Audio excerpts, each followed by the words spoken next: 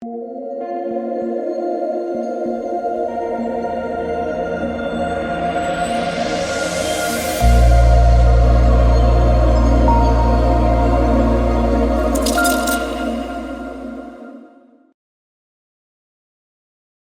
what is going on, guys? It's DK back at you with another video here to break down the 8-game NBA slate on Tuesday. If you're a first-time viewer, we cover content for DFS, for Prize Picks, NBA, NFL, XFL. Prize Picks, that are the sponsor. You can use the code DKDFS for 100% match up to $100. I'll have it linked down below.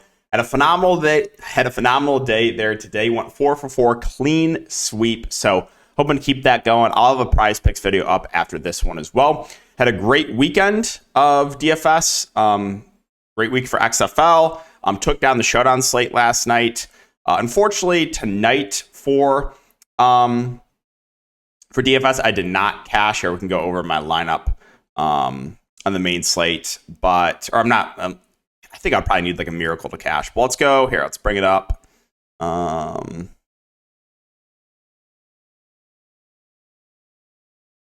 Let's talk about my build once it loads. All right, so I went to Dame, Alec Burks, Diallo, Najee Marshall, Bagley, Tyrese Maxey, Trey Murphy, and low owns bonus.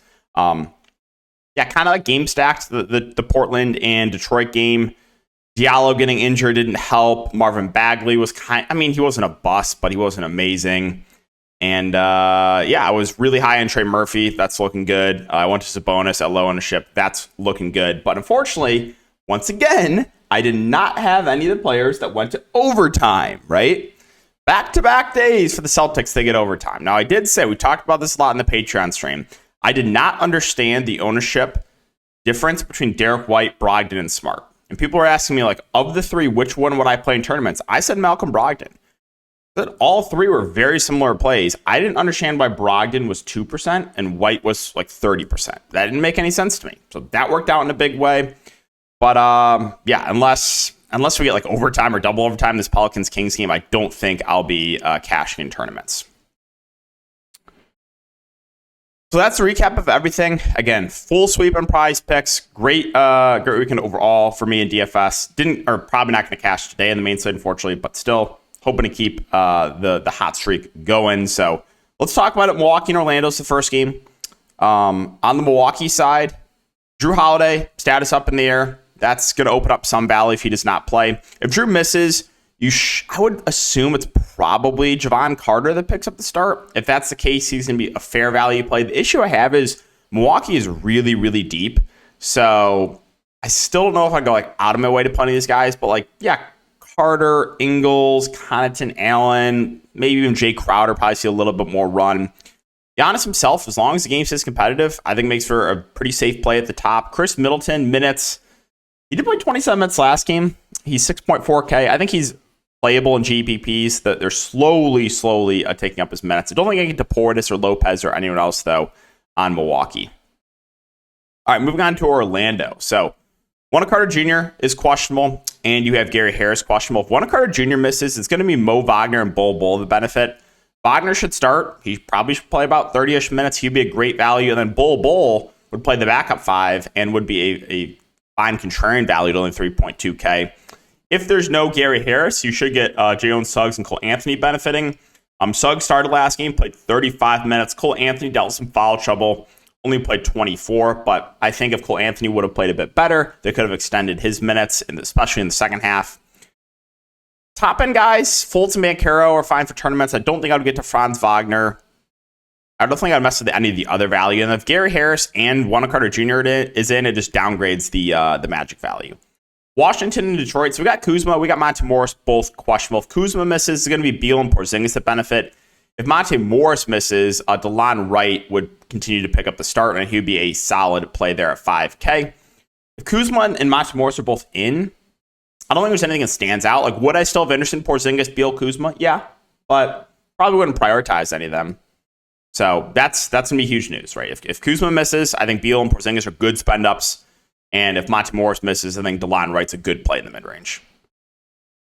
On the Detroit side, it's hard to say right now. I mean, a lot of guys missed the game tonight. You had Hamidou Diallo leave the game in the fourth quarter. they could once again be really shorthanded. If that's the case, then like Ivy should run the offense. Bagley and Wiseman would still be good plays in the mid-range. You have to have short-term memory with Bagley. I still think he would be a good play to go back to. Burks, for some reason, didn't play in the fourth quarter. I don't know why, but he would most likely pick up the start. Livers would probably play a ton of minutes, and then you would get a lot of run for like Kojo and RJ Hampton. This team would be really shorthanded.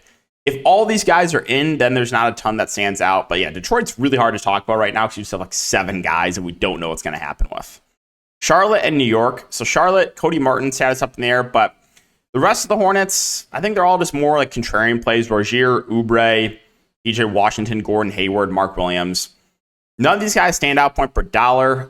It's not the best matchup, but if you wanted to get to like a low-owned Rozier, I don't think it's the worst idea. He has not been great in the games that have LaMelo's been missed.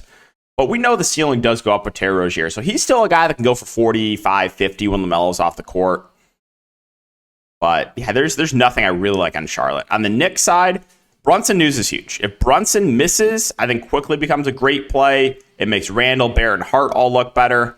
If Brunson's in, then I think it would mainly be the top-end guys with a little bit of interest in like Barrett and Robinson and Quickly and Hart.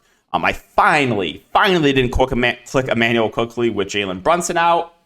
Triple overtime and a 70 bomb when I finally don't play him. Every time I play Quickly, he has like 20 points in the first half and finishes with 20 points. Just like, oh, okay.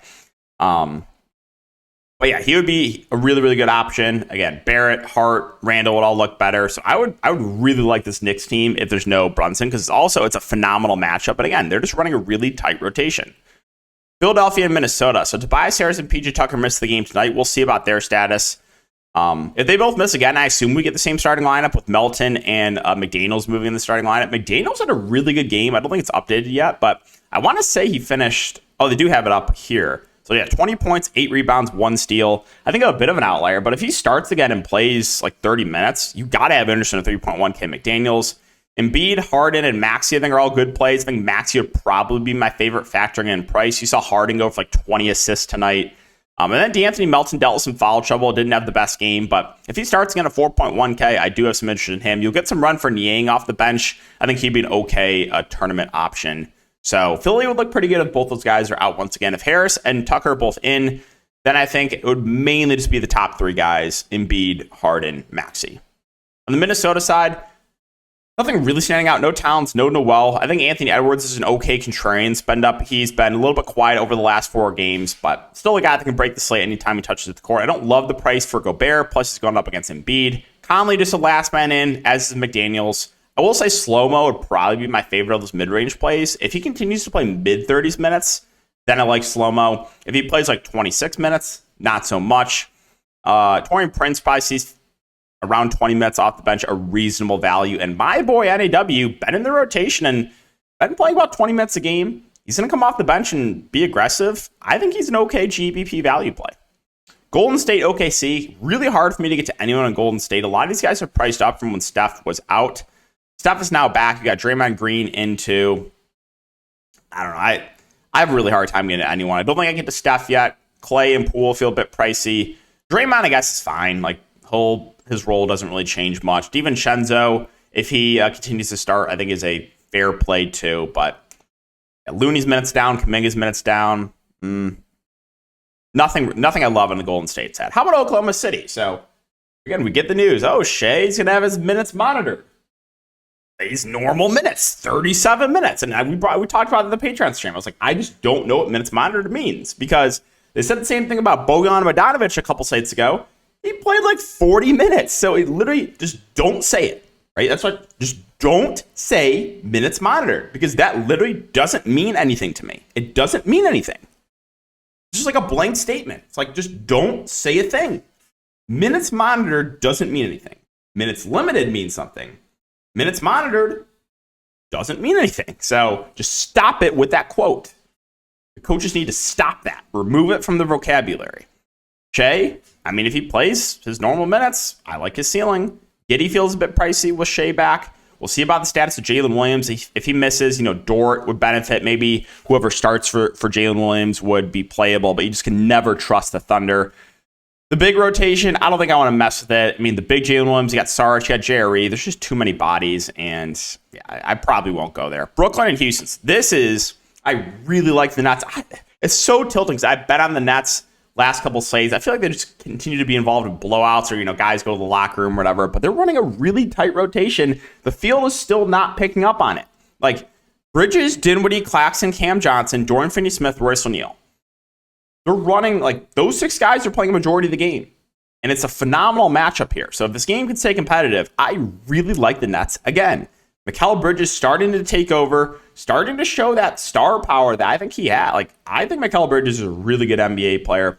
8.1K, he's becoming their go-to guy offensively. I think he looks good. I think I've slightly preferred Dinwiddie at 7.3, who probably plays 35 to 40 minutes, but both look good at the top. Claxton minutes haven't been as high. He's kind of hovering that 30-ish minute range, but against this Houston front court, I would not be surprised if he puts up a big game. Cam Johnson went to the locker room, still played 35 minutes last game. I think he's a pretty good play in the mid-range. Dorian Finney-Smith, Royce O'Neal, these guys should see solid run. 38 and 33 minutes for Dorian Finney-Smith over the last couple games. Royce O'Neal, 34, only 19 last game, but yeah, there's a lot to like here for me for the Nets. It's mainly those top-end guys with some interest in Dorian Finney-Smith and some interest in Royce O'Neal. For Houston, Şengün, KPJ, Jalen Green, I think all viable. Last game was a blowout, so they didn't play their full minutes. But if we get a game where these guys are pushing mid-30s minutes, this game looks pretty appealing, right? 32 minutes last game for KPJ in a blowout. Jalen Green played 27 minutes in a blowout. I think the top 3 guys are solid GBP plays. KJ Martin continues to play in a competitive game, mid-30s minutes. He's a safe play. The minutes have been ticking down on Jabari Smith.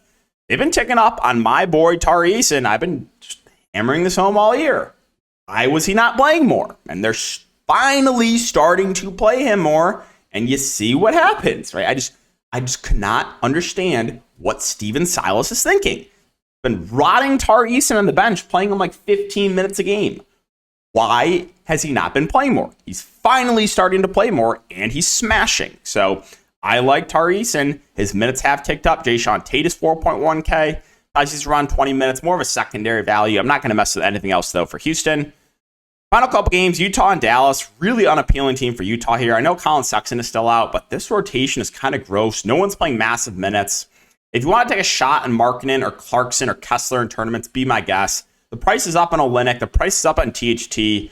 Chris Dunn seeing solid run off the bench, but Ochai Agbaji will see minutes. They'll throw minutes at Rudy Gay, the dust of Rudy Gay and Fettuccine Alfredo, and I'm not doing it. There's really nothing I like in Utah. Dallas, not a ton either. I think Luka and Kyrie are fine spend-ups. I wouldn't call either priorities. If I had to pick between the two, I think I would lean Luka, but the floor is a bit lower on him with Kyrie there. He can still go for 45 fantasy points in a game where he's kind of struggling. Kyrie at 9.3. And does he still have a ceiling? Yes, but and more secondary spend-up. Hardaway Jr. minutes kind of up and down, so if you want to take a shot on him for tournaments and hope he shoots well, I guess it's okay. Reggie Bullock should play a ton. He's just probably not going to do a ton with the minutes. Again, I guess he's fine. Unappealing game for him. Finally, Memphis and the Lakers. So this is not an unappealing. This is an appealing game to target, in my opinion.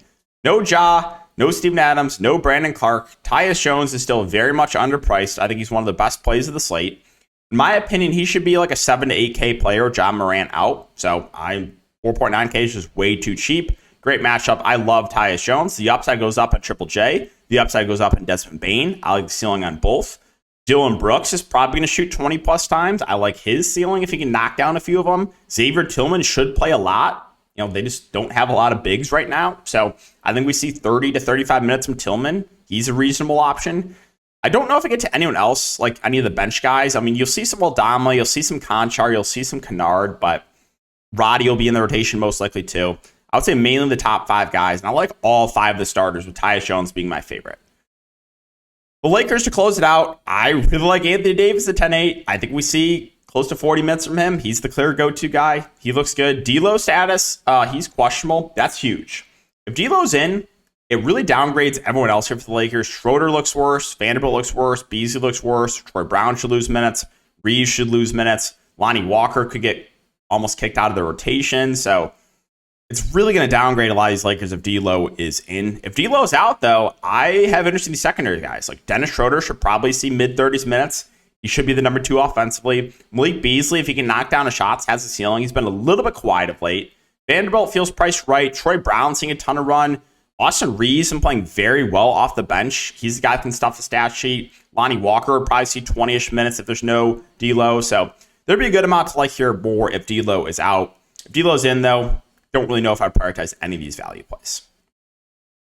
So that's going to do it for the video, guys. Again, if you have been enjoying, just make sure to like, subscribe, hit the notification bell. I really appreciate you guys for watching. Check out the prize pick video I'll have up after this. And yeah, we'll see you in the next one.